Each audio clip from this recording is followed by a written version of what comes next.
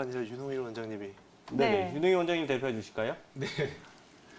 네, 이분은 지금 경도인지 장애인지, 즉 치매 전 단계, 초기 단계인지, 그리고 아니면 치매로 갔는지를 이제 MMS이든 뭐 목사든 여러 가지 이제 검사를 통해서 진단을 받아 보셔야 되는데요. 아마 보건소에 가셨으니까 치매인지 아닌지는 판단을 받으셨을 것 같아요. 그래도 정확하게 여러 가지 증상을 좀 더 확인을 하면 경도인지 장애인지 치매인지로 확인이 되는데, 지금 제가 봤을 때는 경도인지 장애로 보이십니다. 뇌 사진 하나를 보여드릴게요. 지금 치매가 어떤 것이냐, 우리 어르신들 많이 걱정들 하실 텐데요. 뭐 중풍이든가 아니면 또 이런 다른 질병 때문에 치매가 오시는 경우도 있고요. 아니면 나이가 들면서 퇴행적으로 또 치매가 오시는 경우가 있잖아요. 이렇게 질병이나 외상 등으로 인해서 뇌의 기억력, 그리고 지적 능력, 또 인지 기능이 급격히 또 천천히 오기는 하지만 상당 부분, 많은 부분이 떨어진 것을 치매라고 보시면 될 것 같습니다. 라틴어로 설명할 때 정신이 없어졌다. 이것이 치매. 그래서 영어로 디멘치아라고 하고 있습니다. 네, 뭐 이제는 이 치매 개인 문제가 아니라 사회 문제로까지 좀 확대되고 있지 않나 싶기도 한데요. 실제로 국내에서도 환자 수가 계속해서 꾸준하게 늘어나고 있다고 하죠. 그렇죠. 원장님, 그렇다면 실제로 치매 환자 수 어느 정도에 이르렀나요? 네, 굉장히 많습니다. 치매 환자는 우리 어르신들이 72만 명 정도 되거든요. 그리고 그 중에 10%, 즉 10분 중에 1분이 치매를 앓고 계시고요. 제가 공개하는 건 아니지만 동작구의 건강보험공단에서 이제 그 노인 장기 요양보험을 심사를 하고 있는데, 거기에도 치매로 인해서 장기 요양보험 신청을 하고 계신 분들이 대단히 많으세요. 지금 보면 시간으로 보면 15분에 1명, 15분에 1명 정도가 치매 인구가 늘어나고 있습니다. 그러니까 상당히 많다고 봐야 되겠죠. 네. 네, 15분에 1명이면은 굉장히 많은 인구가 이렇게 늘어나고 있는 것 같은데요. 또 각종 보건소에서 이런 검사들도 하고 있다니까 네. 많이들 체크를 해보시면 좋을 것 같습니다. 윤민아 원장님, 그런데 우리 시청자분은 치매의 전 단계라 그랬어요. 일반적인 치매하고 어떻게 구별할 수 있나요? 예, 그 경도 인지 장애라는 거는 치매 전 단계다 이렇게 생각을 하시면 되세요. 사실은 누구나 연세가 드시면서 정상적으로 노화가 일어나게 되면서 건망증은 사실은 누구나 다 생기십니다. 그런데 그 건망증보다도 조금 더 심한 상태, 그거를 이제 경도증의 인지장애라고 할 수 있고, 치매가 오기 전 단계. 그래서 정상적인 건망증과 치매 그 중간 정도다 이렇게 생각을 하시면 되실 거예요. 근데 그 경도 인지 장애가 온 사람들은 좀 이게 어떤 신호들을 어느 정도 봐주셔야 되냐면은, 일단은 내가 항상 쓰고 있는 말, 뭐 누구의 이름 이런 것들을 계속 깜빡깜빡 잊어버린다. 또 누가 말씀을 하셨는데 이해를 하지 못한다라던가, 또 내가 항상 다니던 길을 찾지를 못한다던가, 길을 잃어버린다던가, 또 뭐 물건을 계산을 할 때 계산을 못한다던가, 또 새로운 상황이라던가 새로운 사람을 만났을 때 내가 대처를 빨리빨리 못한다던가, 이런 여러 가지 사인들이 보이면은 혹시 내가 경도인지 장애에 속하지는 않는가, 이거를 의심을 해볼 필요가 있으세요. 근데 이런 경도인지 장애 이 단계에서는 우리가 빨리 발견을 해서 조기에 치료를 받으시면은 그 증상들이 점점 호전이 되면서 나중에 치매로 진행되는 것을 막을 수가 있게 됩니다. 근데 이 경도인지 장애와 치매에 어느 정도 구별할 수 있는 점이라고 하면은, 경도인지 장애는 아직 그렇게 심한 상태는 아니라서 일상생활은 충분히 하실 수 있으세요. 그런데 이제 치매 단계로 진행이 되면은 일상생활을 거의 할 수 없을 정도로 그 정도가 아주 심해진다 이렇게 볼 수 있습니다. 네, 경도 인지장애, 아무래도 치매로 발전할 수 있는 전 단계인 만큼 절대로 가벼이 여기지 말고 조기에 발견해서 치료하는 게 중요할 것 같은데요. 그렇다면 윤홍일 원장님, 이러한 치매는 어떤 이유에서 발생을 하는 건가요? 네, 치매 원인이 정확한 것은 아직은 없어요. 네. 연구 결과에 의하면 베타 아밀로이드가 있거나 또 그런 경우에 치매가 온다고 하는데, 또 그것이 아니다라고 하는 논문 발표도 있었고요. 그리고 뇌 위축이 많이 오는 거기 때문에 혈관에 문제가 많이 있을 것이다라고 하는데, 어쨌든 스트레스가 너무 많아서 우리가 살아오면서 스트레스 받은 것이 더 이상 이제는 우리가 이겨낼 수가 없기 때문에, 그런 과도한 스트레스로 인해서 우리 뇌세포가 기능이 떨어지신 건데, 또 여러 가지 그 혈관에 막혀서 뇌 세포에 기능적으로 영양 공급이 안 되기 때문에 뇌에 산화적 스트레스가 많아서 그렇다라고도 합니다. 어쨌든 중풍이라든지 이런 다른 질병 그리고 외상 또는 유전적인 부분도 관여를 하고 있는데 원인을 정확하게 판단하기보다는 우선은 두 가지로 분류를 해서 우리가 잘 알고 있는 알츠하이머나 아니면 혈관성 치매 두 가지를 분류를 해서 원인을 조금 설명을 드리면 좀 더 이해가 쉬우실 것 같습니다. 우리나라에 가장 많은 게 50에서 60%가 알츠하이머 치매인데요. 이건 천천히 와요. 그래서 우리가 건망증으로 알고 초기에 치료를 못하다 보니까 알츠하이머로 가는 경우가 많은데 이것은 뇌의 퇴행성 변화입니다. 즉 어떤 원인이 없이 뇌가 퇴행적으로 뇌세포가 위축이 되고 주름이 많아지고 이래서 오시는 거고요. 혈관성 치매는 뇌에 혈관이 막혀서 즉 중풍 아시잖아요. 뇌경색 그것 때문에 뇌에 혈액 공급이 잘 안 되셔서 뇌 기능이 떨어지시는 이런 경우가 이제 혈관성 치매라고 보시면 돼요. 따라서 유전적인 것도 있고 또 퇴행적인 변화도 있고 또 스트레스도 있고 그리고 다른 질병에 의해서도 오십니다. 어쨌든 비만하시거나 고지혈증이 있으시거나 고혈압이 있으시다면 그리고 갑자기 내가 기억력이 좀 떨어지고 인지 기능이 떨어지셨다면 꼭 치매 검사를 받아보시는 게 좋겠습니다. 네, 우리 뇌가 한계에 도달하면서 발생하는 치매, 앞서서도 살짝 언급을 해주셨지만 깜빡깜빡 기억력이 저하되는 건망증과도 상당히 헷갈리잖아요. 그쵸. 두 증상이 굉장히 비슷하기 때문에 내가 어디에 해당하는지 좀 헷갈려 하시는 분들이 굉장히 많은데 원장님 그렇다면 좀 이 두 증상을 구분 지을 수 있는 명확한 기준 같은 건 없을까요? 네, 가장 쉽게 설명하면 저도 가끔 그러는데 전화기를 왼손에 들고 전화기를 찾는 경우가 있고요. 네. 이건 건망증입니다. 근데 치매 환자분들 중에 허기가 많이 돼서 계속 배고픈 걸 호소하시면서 먹을 거 달라고 하시잖아요. 내가 먹고 있으면서도 배고프다고 하시는 분들이 있는데 이건 치매에 해당이 되고요. 그리고 전체적으로 보면 치매는 전체적인 기억 그리고 지속적이고 포괄적인 기억이 상실이 있으시고요. 건망증은 일시적이고 그리고 부분적으로 그리고 세세한 부분만 기억이 안 나시는 경우가 있으세요. 그리고 건망증인 경우에는 내가 기억력이 좀 문제가 있구나라고 인지를 하세요. 그런데 치매인 경우에는 내가 건망증이 있다 또는 기억력이 떨어졌다라고 인지를 안 하시려고 합니다. 그리고 가장 쉽게 얘기를 하면 힌트를 주면 건망증인 경우에는 다시 다 기억을 하시고 하시는데 치매인 경우는 힌트를 줘도 기억을 못 하십니다. 이제 이렇게 조금 가볍게 구분을 해보시면 될 것 같아요. 그래서 냉장고에 전화기가 들어가 있어요, 휴대폰이. 그런데 이게 왜 여기 있지? 이렇게 생각하시고 다시 문을 닫으셔도 그건 치매가 아니고요. 열었는데 핸드폰이 거기 있어요. 근데 이게 무엇에 쓰는 물건인고 이렇게 생각하시면 치매입니다. 그래서 이런 기준을 가지고 좀 더 생각을 해보시는데 정확한 진단은 정확한 보건소나 아니면 또 병의원 이렇게 한방신경정신과 찾으셔서 진단을 받아보시면 좋겠습니다. 네, 이렇게 치매에 대해서 이야기를 나눠보고 있는데요. 또 윤민아 원장님, 많은 부분을 차지하는 알츠하이머 치매 같은 경우에는 뇌 퇴행성 때문에 온다고 했잖아요. 근데 또 천천히 이런 변화가 나타난다고 했어요. 근데 천천히 나타나는 변화 속에서도 이렇게 구분을 좀 지을 수 있을까요?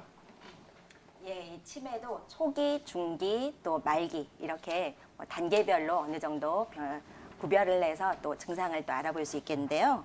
초기 치매 단계에서는 우리 집 주소라던가 전화번호라던가 뭐 이런 부분들 또 내가 어떤 학교를 졸업했는가 이것이 전혀 기억을 하지를 못하고 또 오늘이 몇 월 며칠인가 또 내가 지금 어디에 있는가 이런 부분들을 전혀 지금 무슨 계절인가까지 전혀 인지를 못한다. 이 정도 되면 초기 치매라고 볼 수 있겠고요.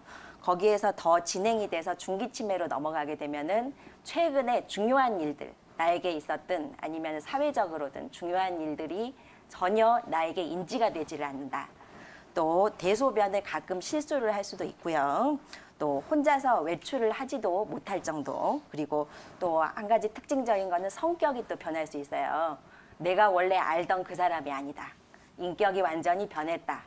쾌활했던 사람이 우울해진다든가 원래 온순했던 사람이 난폭한 성향으로 변한다든가 그렇게 성격에 아주 변화가 심하고 감정 기복도 상당히 심할 수 있다. 이렇게 중기 치매는 그렇게 볼 수 있겠고요. 또 그것이 말기로 넘어가게 되면은 말기 치매 단계로 가면 언어를 구사할 수 있는 능력이 없어져 버립니다.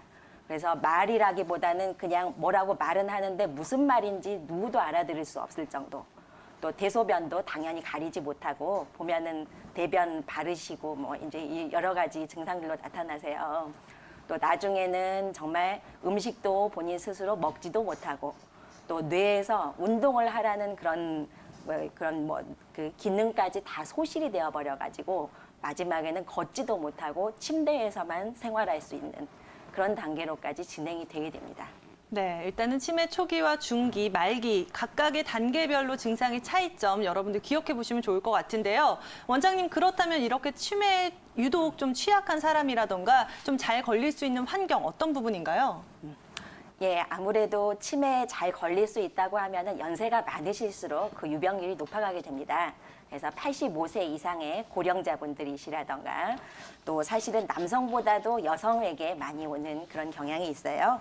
또 여러 사람이 같이 살거나 아니면 사회생활을 활발하게 하시는 분들, 친구들을 많이 만나고 봉사활동이나 취미생활을 하는 사람들은 그래도 좀 덜한데 혼자 사시는 분들, 집안에만 이렇게 계시는 분들이라던가 또 우울증이 있으신 분들, 이런 분들한테 상당히 치매가 올 수 있는 확률이 상당히 높아지게 되는 경우가 많고요. 또 아까 윤홍일 원장님이 말씀해 주셨듯이 혈관성 치매들, 심장질환이나 뇌질환이 있어가지고 혈관계통에 원래 문제가 있었던 분들, 중풍을 한번 앓았던 분들, 이런 분들한테 상당히 높아지는 경향이 많고요. 또 사실은 알코올성 치매도 상당히 많죠. 술을 많이 드시는 분들, 또 흡연을 많이 하시는 분들, 또 신경정신과 약이라던가 수면제를 많이 복용하셨던 분들, 이런 분들 전부 좀 아무래도 고위험군에 속하기 때문에 주의하시는 게 좋습니다. 네, 이러한 위험금들을 잘 파악해서 예방하는 게 굉장히 중요할 것 같아 보이는데요. 윤민아 원장님, 그렇다면 한의학에서는 이 치매 어떻게 보고 있고 어떤 치료들이 행해지고 있나요? 예, 우리 한의학에서는 치매는 그 허증과 실증 두 가지로 이제 변증을 일단은 하고 있고요. 허증이라고 하면은 연세가 드시면서 몸에서 기혈이 모두 부족해지고 전기가 점점 약해지면서 노화가 오면서 치매가 온다 하는 부분들 많이 보고 있고, 그다음에 실증이라고 하면은 우리 몸에서 어혈이라던가 담음과 같은 노폐물들, 또 기혈 순환이 안 되는 부분들, 또 여러 가지 화병이라던가 감정적인 문제들도 상당히 치매에 영향을 줄 수 있다, 이렇게 보고 있어요. 그래서 일단은 치매를 어느 정도 미리 예방을 한다 그러면은 우리 한의원에서는 침 치료 일단은 기본적으로 많이 들어가고 있고요. 침이라고 하면은 머리에 백회와 사신총이라는 그런 혈자리를 중심으로 머리를 자극해 줄 수 있는 그런 침과 혈자리와 또 손끝과 발끝에 놓는 그런 혈자리들, 사실은 손발과 뇌와는 다 연결이 돼 있기 때문에 손발을 자극을 해주는 것만으로도 뇌를 활성화시켜 줄 수 있기 때문에 침이 아주 효과가 좋습니다. 또한 한약은 아까 말씀드렸던 여러 가지 허에서든 실에서든 거기에 따라서 변증을 해서 한약을 투여를 해드릴 수 있고, 특히 한약에 녹용이 들어가면은 뇌 기능을 더 활성화를 시켜줄 수 있다는 그런 여러 가지 논문들이 나와 있고, 공진단 역시 마찬가지로 어느 정도 뇌를 활성화시켜주고 그 몸에서 정혈을 보호할 수 있는 효과들이 있기 때문에 아주 좋습니다. 또 왕뜸이라든가 부항이나 여러 가지 물리치료들도 역시 모두 치매 예방과 기혈순환에 다 도움이 됩니다. 제가 오늘도 마지막으로 기체조를 한 3가지 정도 좀 준비를 해왔습니다. 그래서 치매를 내가 미리 예방을 하고 싶다, 이런 분들은 이거를 꾸준히 한번 해보시면 참 좋으실 것 같습니다. 그래서 첫 번째로는 뇌파진동이라고 고개를 도리도리 해주시는 거예요. 그래서 아랫배 힘주고 가슴은 펴고 턱을 쭉 당긴 상태에서 뒷머리를 일자로, 목을 일자로 경추를 이렇게 세우신 상태에서 거기에서 도리도리 해주시는 건데, 도리도리 하면서 입으로는 후 하고 내셔서 머리가 맑아진다, 또 머리에 막혀있는 곳들이 풀려져 나간다, 이런 느낌으로 해주시는 거를 하루에 한 5분에서 10분씩 중간중간 이렇게 해주시면은 머리가 맑아지고 기혈순환에 도움이 되시고, 또 고치법이라고 옛날부터 치아를 이렇게 딱딱딱딱 부딪히는 것만으로도 뇌를 자극해 줄 수 있다. 그래서 고치법 하루에 한 50개에서 100개씩 부딪히는 것만 쭉 하시고 침이 나오면은 침은 그냥 삼키시면 되고요. 또 마지막으로 한 가지 추천드리고 싶은 거는 장 운동이에요. 항상 제가 뭐 말씀드리는 것 중 하나지만은 아랫배, 배꼽 아래 6cm, 5cm에서 6cm 단전 부위를 쭉 당겼다가 놓고 당기고 놓고 하는 장 운동을 하루에 50개에서 100개씩 꾸준히 해주시면은 아랫배가 따뜻해지고 원기가 보충이 되고 그럼으로써 몸이 안정이 되면서 뇌가 아주 맑아지고 머리가 가볍게 그렇게 만들어질 수 있기 때문에 제가 오늘 요 3가지 추천드리겠습니다. 네, 한방 치료 방법과 함께 기체적 꾸준하게 실천을 해본다면 치매 예방에 한층 더 도움이 될 수 있을 것 같은데요. 그렇다면 윤홍일 원장님, 혹시나 이렇게 치매를 치료하는 과정, 예방하는 관리 차원에서 조금 더 기억해 볼 부분들 어떤 것들이 있을까요? 네, 저는 윤미나 원장님이 말씀하신 고치법을 조금 더 설명드리고 싶어요. 고치법이라고 하면 아침에 일어나서 어금니, 치아를 두들기는 운동을 36회 하시고 그렇게 하시면 정신도 맑아지지만 이 연년익수할 수 있다 이렇게 얘기하고 있는데요. 태계 유황 스님이 이걸 많이 하셨어요. 그런데 저는 이제 이걸 저작 운동이라고 하고 싶습니다. 우리가 우리 학생들도 좀 문제긴 한데 학생들이 너무 빠른 시간에 공부를 하느냐고 씹는 시간이 너무 부족해요. 그래가지고 10분 이내로 식사하시고 우리 직장인들도 10분 이내로 식사를 많이 하시는데 식사 시간을 조금 더 길게 가지셨으면 좋겠어요. 제가 임상에서 볼 때 환자분 중에 한 분이 중풍이 오셨기 전에도 약간 기억력이 떨어지셨는데 그 이후에 중풍이 오시고 나서 씹는 연화 운동을 할 수가 없었기 때문에 콧줄로 해서 식사를 하셨어요. 이제 유동식을 하셨는데 그리고 나서 집중력, 기억력, 인지 기능력이 갑자기 많이 떨어지셨습니다. 치매의 문제가 뭐냐면 서서히 연착륙을 하면 좋은데 연착륙을 못하고 갑자기 떨어지는 그 지적 기능에 문제가 있기 때문에 문제가 오는 건데 그 지적 기능을 연착륙할 수 있는 것이 바로 저작 운동입니다. 그래서 씹는 운동을 많이 하시라는 거고 예전부터 동의보감에서도 고치법을 권했었고요. 그렇지만 이 저작 운동을 하는 것이 그거 정말 뇌에 좋습니까? 라고 물어보시는 분들이 계실 텐데요.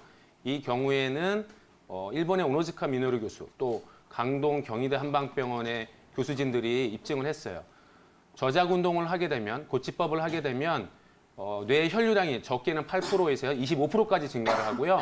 뇌의 기능이 좋아지는데 히스타민과 세로토닌의 분비량이 증가를 합니다. 그렇게 되면 인지 기능과 집중력이 좋아지고 해마에서의 단순 기억 능력 또는 기억력이 좋아지고요. 전두엽의 인지 기능이랑 이런 뇌 기능이 좋아지기 때문에 정말 치매에 좋습니다. 그런데 문제는 한쪽으로 씹으실 경우에는 턱관절에 문제가 생길 수 있으니까 양측으로 씹는 걸 권해드리고요. 식사하는 시간을 조금 늘려서 하셨으면 좋겠습니다.